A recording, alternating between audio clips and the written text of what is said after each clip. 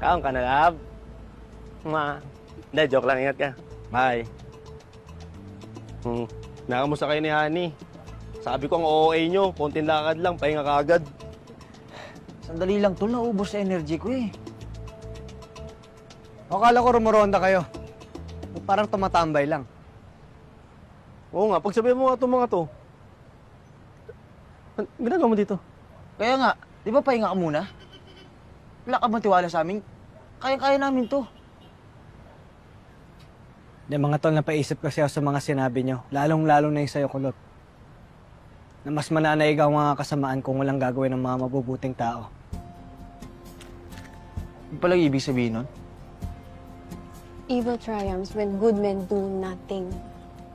Wow. Gets. Grabe ah.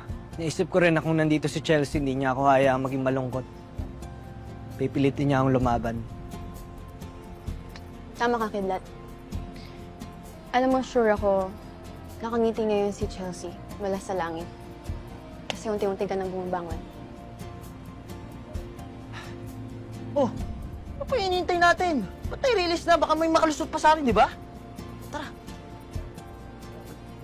Oh, nagka-energy ah! Sige.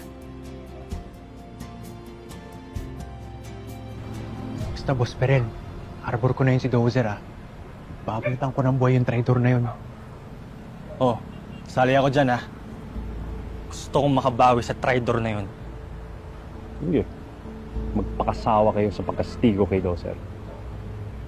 Ahas yan. Traidor. Kalimutin yung ginawa niya.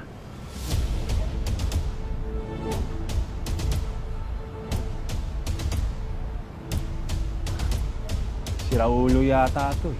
Magpapakamatay ka ba? Malas mo. Pakita ka pa talagang traitor ka. Tapos ka sa amin ngayon. Sandali. Gusto ko lang makipag-usap. Wala nang usap-usap. Hihintayin niyo. Hihintayin niyo!